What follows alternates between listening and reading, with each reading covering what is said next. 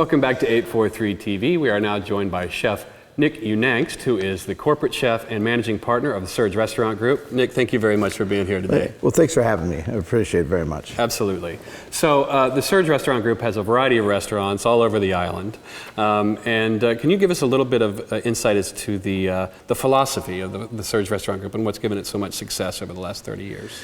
Yeah, one of the things we've been working on very hard is coastal hospitality.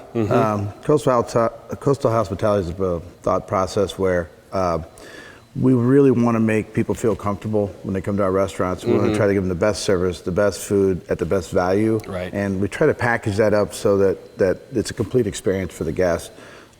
Steve Carb, our founder, has been working on this for about 30 years. You know, he's an overnight success. And the thing that he's tried to instill, and he is the driving force behind this, by the way, but he tries to instill the fact that each and every guest is as important as the last guest, and that we need to continue to stay focused and treat each guest as if they're in our own home, for example. Yeah, coastal hospitality, I like it. Yeah, I believe it's trademarked, actually. Is that right? Well, we really firmly believe it, and we're trying to really instill that in all of our employees. And, it can be challenging at times, but I think we're really on a good track to make that happen. Sure. I think I've experienced it there myself. So where do you get your ingredients from? Well, we try to source as much local as we can. We're actually members of the South Carolina Grown Association, so what that basically means is that we've committed to making sure that 25% of our products are South Carolina grown. In the summertime, it's pretty easy to meet that standard because there's so much produce, a lot of great seafood that's around. In the wintertime, it's a little more difficult because we don't have the abundance that necessarily will carry us. But some of the examples of the local stuff that we do currently use, we have local stone crab claws, local soft shells just came out of season in the spring. There's sheep's head. We have oysters, there's clams. There's abundance of produce right now, just, you can imagine, just nail it. Watermelon, squashes, corn, okra, beans, whatever. So we really try to focus as much as we can to bring it as close to home as we can.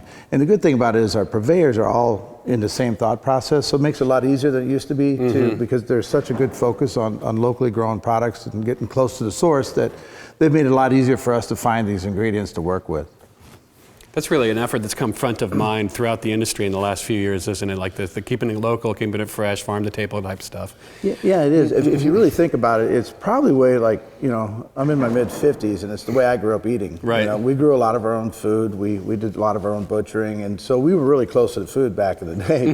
But as I think the 70s probably had this movement that moved everybody away from it with the microwaves and the convenience and the ease. And I think people maybe hopefully have found that maybe taking a little more time with what we eat and what we put in our bodies is a little more important than just the expediency of it all. Absolutely. So it's pretty exciting times, actually. Yeah. Nick, so tell us a little bit about the Poseidon. I know it's the newest restaurant in many of the SERG restaurants on the island. Yeah, Poseidon's completely different than anything we've done in the past, and I think completely different than anything that's been on the island. The thought behind Poseidon was to try to create a facility that was unique and different and provide something that's missing on the island, and that's maybe a complete entertainment area. Where you have a live music venue with a great view on the second floor at the rooftop bar, combined with great hospitality and food on the first floor, which is Poseidon, the restaurant. And it's coming along very good. There's been some challenges, and we're working very hard to correct any mistakes we may have made, because it's tough to come out of the gate perfect. Sure. It's a big facility, a lot of moving parts, but everybody's working really hard every day to make sure that we get it right, and we're trying to talk to our clientele and find out exactly what it is that we're missing and what we're doing great, and trying to embellish the great stuff and fix the stuff that we're missing. So it's a work in progress still, but I think for the most part it's really enjoyable for people to come out and you can come dance, you can come eat, you can come hang out. So there's a lot of different components to it. I could tell you it has one of the best sunsets on the island up there. And that's from a voice of experience. I mean, it does have one of the best sunsets, one of the best views over the Broad Creek that we have in our community for sure, and be able to enjoy the food and having a few drinks and stuff like that. I think that's been an excellent opportunity, especially there at that location. And I think they've also, our entertainment people have done a good job bringing some great bands up there. Yeah. We've got like Trevor Hoffman, who's a local guy, coming up shortly. We have Edwin McCain coming in August. Wow. So we're trying to really bring some nice acts to the island where people can come out and enjoy and maybe get something that they're not used to seeing here on the island for quite a while. Yeah, So, live music. It's important, huh? yeah, well, and some better acts too, Yeah.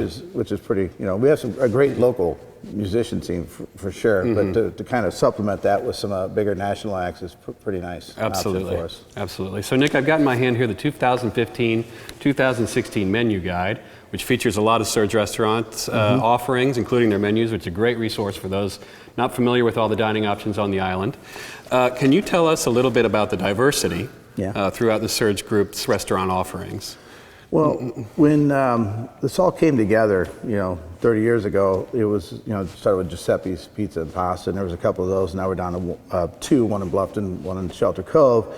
And then as the company kind of grew, the thought was that we needed to provide other areas of food and entertainment for people. So we didn't want to just be the same from one restaurant to the other. So the idea was to hopefully capture people more than one time during their stay, or the people that live here, let them have an opportunity to experience different food and different atmospheres in each one of the restaurants.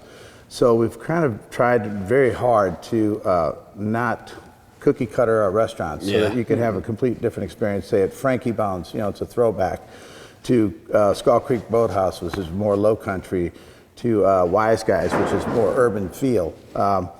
Black Marlin's got that kind of a Key West feel to it. Then we have Marley's, which is we just reacquired Marley's last year after we had a good, I guess we had a good 8-year run there, then we sold, and then we brought it back from the gentleman that bought it, and we're very happy to have it back because we really love that restaurant. We think it has something that the island doesn't have, that Caribbean flair.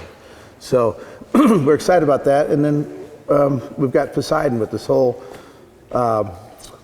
new aura of rooftop entertainment and downstairs dining. Yeah, it's very cool. So no matter what you got a taste for, Surge Group's got something to offer you. Is that all right? We try, thanks. All right, Nick, thank you very much for joining us today. Appreciate it. And please come back for one more segment of 843 TV.